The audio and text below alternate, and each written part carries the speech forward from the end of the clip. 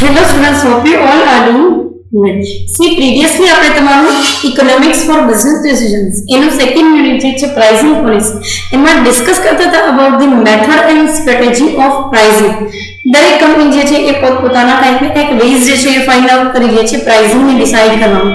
એમાં ફર્સ્ટ જે છે એ ટાઈપનું પ્રાઇસિંગ આપણે ડિસ્કસ કરતા હતા about the cost plus or full cost pricing. જેમાં તમે સૌથી સિમ્પલ મેથડથી જાઓ છો કે જેટલી તમને કોસ્ટ લાગેલી છે એના ઉપર તમે તમારા પ્રોફિટ જે છે એના પર્સન્ટેજ લગાવી અને માર્કેટની અંદર પ્રોડક્ટને સેલ કરો છો. ફાઇન. સો એ રીતે તમને અહીંયા આપેલું છે. ડિટેલ્સ જે છે એ થોડી ઇન્ટ્રોડક્ટરી ડિટેલ આપણે લઈ લીધેલી હતી બરાબર about the cost plus end full costing prices. Last time આપણે ડિસ્કસ કરતા હતા કે પ્રોફિટ જે છે એ પ્રાઇસ કંટ્રોલના અંડરમાં જો મૂકવામાં આવે છે તો પણ તમારો પ્રોફિટ જે છે એ ઘણી બધી વખત જે છે એ ડિસકન્ટિન્યુ થઈ જાય છે. તો એવી સિચ્યુએશનમાં કે જ્યાં પ્રાઇસ કંટ્રોલ વર્ક કરે છે અને જ્યાં ગવર્મેન્ટનું ઇન્ટરફિયરન્સ છે બરાબર ત્યાં તમે આ વેથી જઈ શકશો નહીં. જાઓ છો તો તમને જે છે એ બેઝિકલી લેસ પ્રોફિટ માર્જિન જે છે એ રિયલાઇઝ થાય છે. આ મેથડની ઇનએડિક્વસી શું છે એટલે કે કઈ જગ્યાએ જે છે એ કન્સેપ્ટ ઇનફ પ્રૂવ નથી થતું. ફાઇન.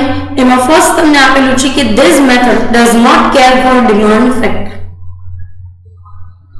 એક વસ્તુ છે કે જ્યારે ક્યારે પણ તમે તમારી કંપની જે છે એની પ્રોડક્ટની પ્રાઇસ ડિસાઇડ કરો છો you must have to focus over to the demand forecasting. જ્યારે અહીંયા જે છે એ લોકો ડિમાન્ડ ફોરકાસ્ટિંગ ડિમાન્ડ ફેક્ટર ઉપર જે છે એ ડિપેન્ડન્ટ જ નથી રહેતા અથવા તો એવું કહી શકીએ કે એને સેન્ટ્રલાઇઝ નથી કરતા. અને જ્યારે એ લોકો ડિમાન્ડ ફેક્ટરને જોતા જ નથી તો પછી એ લોકોને આઈડિયા કેવી રીતે આવે કે માર્કેટમાં કસ્ટમર જે છે એ કેટલી પ્રાઇસે પે કરવા માટે રેડી છે તમને તમારી પ્રોડક્ટ માટે કે તમારા જેવી બીજી કોઈ સબસ્ટિટ્યુટ પ્રોડક્ટ નથી. Fine. So there is no relation between the cost of product and market price which is paid up by the customers or consumers. બરાબર.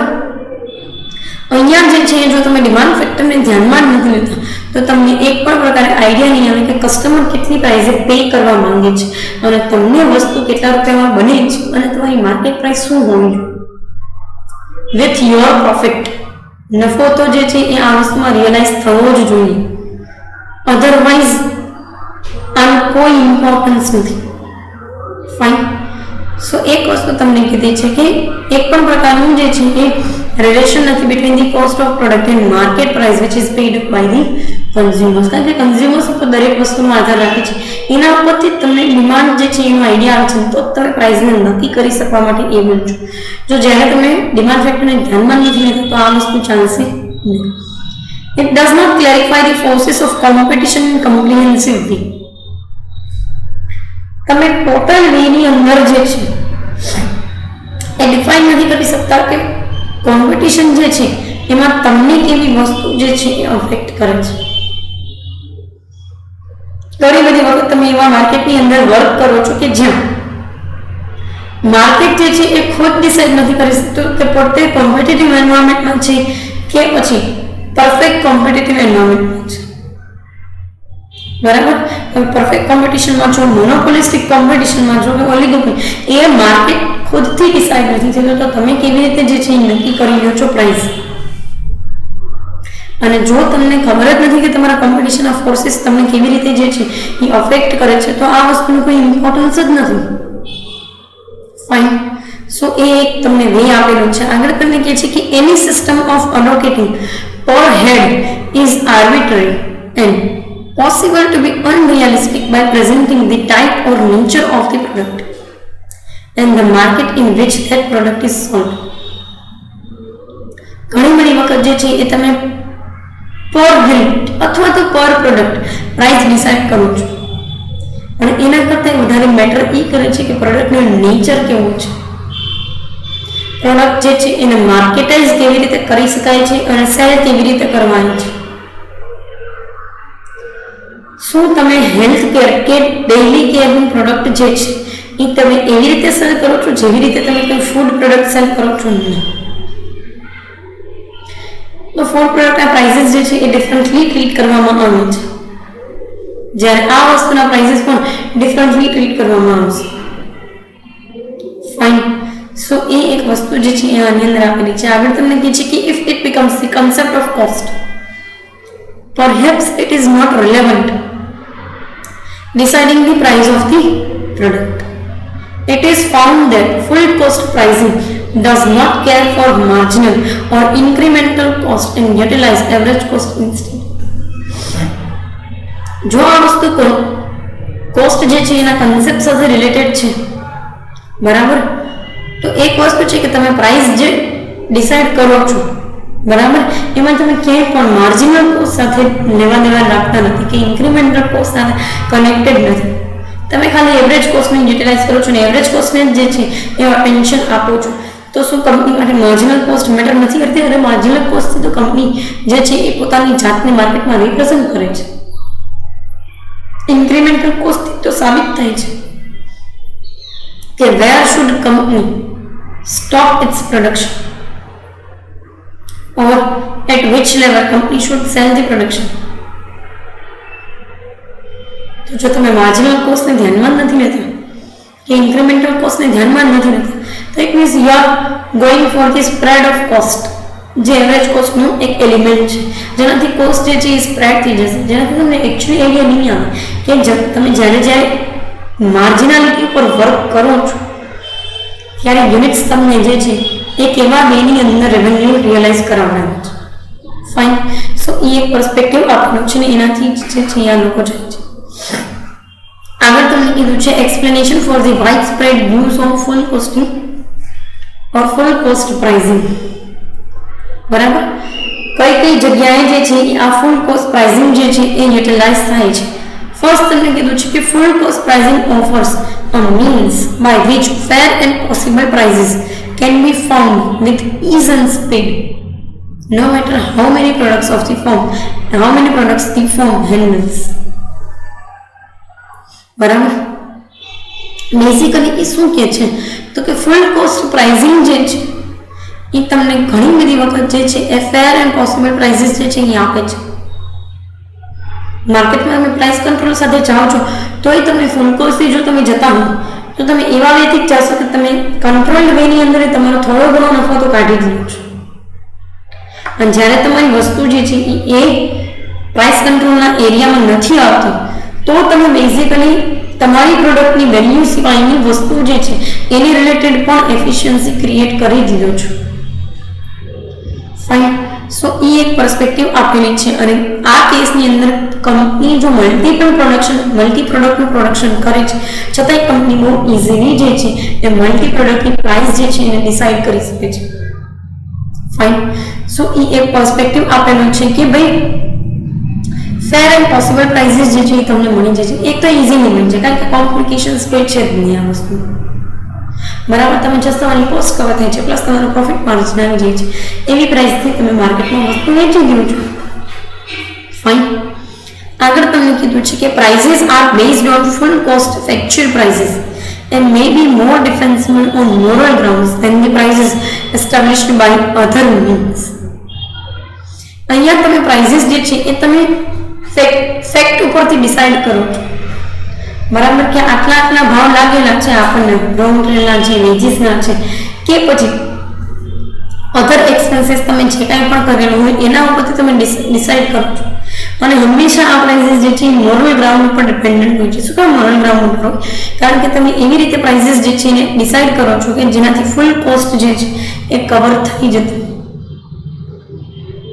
અને જો ફૂલ કોસ્ટ કવર થઈ જાય છે તો તમારા માટે સૌથી બેનિફિશિયલ પાર્ટ રહેશે. Fine. Firms preferring stability use of full cost as a guide to pricing in an uncertain market where knowledge is incomplete. સૌથી પહેલા તો તમે છે ને એવો પ્રાઇસિંગ પ્રિફર કરો છો કે જે તમને ફૂલ કોસ્ટ ગાઈડ તરીકે જે તમને બેઝિકલી ફૂલ ગાઈડન્સ આપશે, બરાબર, પ્રાઇસિંગ કેવી રીતે ડિસાઇડ કરવું એના માટે. આવું કઈ જગ્યાએ યુઝ થઈ શકે છે તો કે જ્યાં તમને માર્કેટ માટેનું કમ્પ્લીટ નોલેજ ના હોય ત્યાં. તમને જ્યારે ઇન્ફોર્મેશન નથી હોતી કે માર્કેટ કેટલું સર્ટેન રહેશે, માર્કેટમાં સિઝન કેટલી છે અને માર્કેટ જે છે એ કેવા વેની અંદર કામ કરે છે, બરાબર. તો બેઝિકલી તમે જઈ શકો છો આ ફૂલ કોસ્ટ મેથડથી. ફાઇન.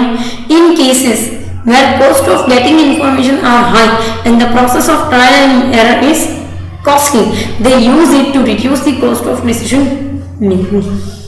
એક વસ્તુ છે કે તમે જેટલા ટ્રાયલ એન્ડ એરર એક્સપેરિમેન્ટ્સ કરો છો એ બેઝિકલી તમને કોસ્ટ લગાવે, કારણ કે if one experiment goes fail તો તમારે અનધર ઉપર ફોકસ કરવું પડે, પછી એ પણ ફેલ જાય છે તો થર્ડ ઓપ્શન, એ પણ ફેલ જાય છે તો ફોર્થ ઓપ્શન.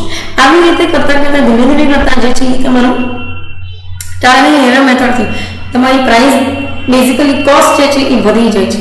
અને વાત કરીએ ઇન્ફોર્મેશનની કે માર્કેટ શું કરે છે, કેટલા પ્લેયર્સ માર્કેટની અંદર છે અને એ પ્લેયર્સ માર્કેટમાં કેવી રીતે રમવા માંગે છે, બરાબર, કેવી રીતે જે છે કમ્પીટ કરવા માંગે છે તમારી સાથે with your subsidiary product or with another complimentary products, એના ઉપર આધાર રાખે છે કે તમારું ડિસિઝન મેકિંગ જે છે એની કોસ્ટ તમને કેટલી લાગશે. ફાઇન. અને લાસ્ટ આગળ તમને કહે છે કે in practice firms are uncertain about the shape of their own demand curve and about the probable response to any price change. બરાબર. તમે એક વખત છે ને ફૂલ કોસ્ટ પ્રાઇસિંગ મેથડથી જાઓ છો, માર્કેટની અંદર કેટલી બધી કંપની છે અને આ કંપનીમાંથી ઘણી કંપની તો એવી છે કે જે કંપનીની પોતાની ખુદની જે છે એ ડિમાન્ડ કર્વનો આઈડિયા હોતો નથી કે how much people are actually demand અને કઈ પ્રાઇસે, કઈ સર્ટેન પ્રાઇસે જે છે એ એના કસ્ટમર અથવા તો બીજી કોઈ વસ્તુ જે છે એના કસ્ટમર જે છે એ રિસ્પોન્ડ કરશે, એ વસ્તુને એમને ખ્યાલ હોતો નથી. અને આવા સિચ્યુએશનની અંદર તમારે એક જ વેથી જવાનું, તમારી કોસ્ટ પ્લસ તમારો certain profit, cost plus certain પ્રોફિટથી તમે જાઓ છો અને તમને ખબર જ છે કે આટલા વસ્તુ વેચવાની છે, કસ્ટમરને લેવી હશે તો લેશે, નહીં લેવી હોય તો કાંઈ વાંધો નહીં. ફાઇન. સો એ પર્સપેક્ટિવ તમને આપેલું છે. આગળ તમને કહે છે કે it is difficult except ex cost to identify and compute direct cost. બરાબર. એ વસ્તુ જે છે એ કોઈ પણ ફર્મ અથવા તો કોઈ પણ મેન્યુફેક્ચરર હોય, કોઈ પણ ઓનર હોય, એના માટે ડિફિકલ્ટ છે કે તમે તમારી જે છે એ કોસ્ટને બહુ સર્ટેન વેની અંદર આઈડેન્ટિફાઈ કરી શકો. અને આઈડેન્ટિફાઈ કર્યા પછી તમે એનું ડિરેક્ટ કોસ્ટ તરીકે જે છે એ અલગ અલગ એક્સપેન્સીસમાં ઓક્યુપાય કરી શકો, કમ્પ્યુટ કરી શકો. એ ડિફિકલ્ટ વસ્તુ છે કારણ કે આજે કોસ્ટ છે એ ઘણા બધા એલિમેન્ટથી બનેલું. સમટાઈમ્સ તમે એ વસ્તુ આઈડેન્ટિફાઈ કરવા માટે પણ એબલ નથી કે તમારે એને અલોકેટ કઈ કોસ્ટમાં કરવી. ફાઇન. સો એક પર્સપેક્ટિવ આપેલો છે. આગળ તમને કીધું છે કે fix cost must be covered in the long run and firms feel that if they aren't covered in the short run, they will not be covered in the long run either. આ વસ્તુ શું કામ જે છે એ basically આટલી બધી fruitful થઈ છે માર્કેટની અંદર કારણ કે ફર્મ્સ ઘણી બધી વખત એવું બિલીવ કરે છે કે જે ફિક્સ કોસ્ટનો અમુક હિસ્સો આપણને શોર્ટ રનમાં રિસીવ નથી થયો એનો ફૂલ હિસ્સો આપણને લોંગ રનમાં પણ જે છે એ રિસીવ નહીં થયો. બરાબર. બેઝિકલી તમને એક એક્ઝામ્પલ આપું. તમે કોઈ પણ બિલ્ડિંગ મશીનરી, બરાબર, તમારી અધર ફિક્સ અસેટની અંદર તમે પૈસા નાખેલા છે. સે ફોર એક્ઝામ્પલ તમારો 25 લાખ તમે 25 લાખ રૂપિયા તમે નાખેલા છે. ડેપ્રિસિએશન ને મેન્ટેનન્સ ને આ બધું કાઉન્ટ કરીએ તો દર મહિને તમને જે છે ફિક્સ એક્સપેન્સ તરીકે 25,000 રૂપિયા લાગે છે 25 લાખના. બરાબર. આ 25,000 રૂપિયા જે છે એ બેઝિકલી તમારા સર્ટેન ટાઈમ પીરિયડમાં કવર થઈ જવા જોઈએ. પણ એક વખત ફર્મને આઈડિયા આવી ગયો કે આ વસ્તુ શોર્ટ રનમાં કવર થઈ શકે એટલી કેપેબલ નથી તો ફર્મ ઓટોમેટિકલી સમજી જ જાય છે કે આ વસ્તુ લોંગ રનમાં પણ કવર થઈ શકશે નહીં. એટલે એ લોકો કેવા વેતી જાય છે કે આપણે સર્ટેન પ્રાઇસ તો રાખવી છે એટલે કે ફૂલ કોસ્ટ કવર થઈ જવી જોઈએ. બરાબર. જેથી કરીને તમને આઈડિયા આવી જાય. આગળ તમને કહે છે કે unknown reaction of rivals to set a price. તમે જે પ્રાઇસ સેટ કરી છે એના ઉપર રાઇવલ્સ લોકોનું રિએક્શન કેવું હશે એ જોવું બહુ ઇમ્પોર્ટન્ટ પાર્ટ છે. બરાબર. કારણ કે રાઇવલ્સ જે છે એ તમારા કરતાં જે છે એ થોડો ડિફરન્ટ બિહેવિયર જ કરશે તમારા પ્રાઇસ ચેન્જ થશે અને તમે જે પ્રાઇસ ચેન્જને ઓક્યુપાય કરવા માંગો છો ને એને એ લોકો ડિફરન્ટ વ્યૂથી જોતા હોય.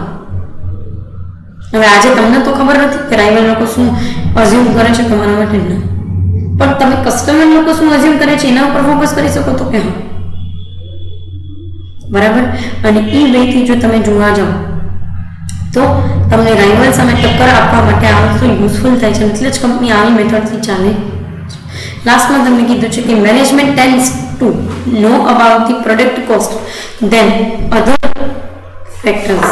બરાબર. મેનેજમેન્ટ જે છે એને પોતાની પ્રોડક્શન જે છે એની કોસ્ટ જે છે એના ઉપર વધારે ફોકસ કરવામાં આવે છે, અધર ફેક્ટર્સ કરતા. કારણ કે મેનેજમેન્ટ આખા મોટા એરિયાની અંદર એક્સપાન્ડેડ છે, સ્પ્રેડ થયેલું છે, પણ જો પ્રોડક્શન એક્સપેન્ડ થઈ જાય ને, પ્રોડક્શનની અંદર ચેન્જ આવી જાય ને, તો બીજા બધા મેનેજરિયલ ટાઇપ્સ જે છે, બીજા બધા મેનેજમેન્ટ જે છે એની અંદર ઓટોમેટિકલી ચેન્જ આવી જાય.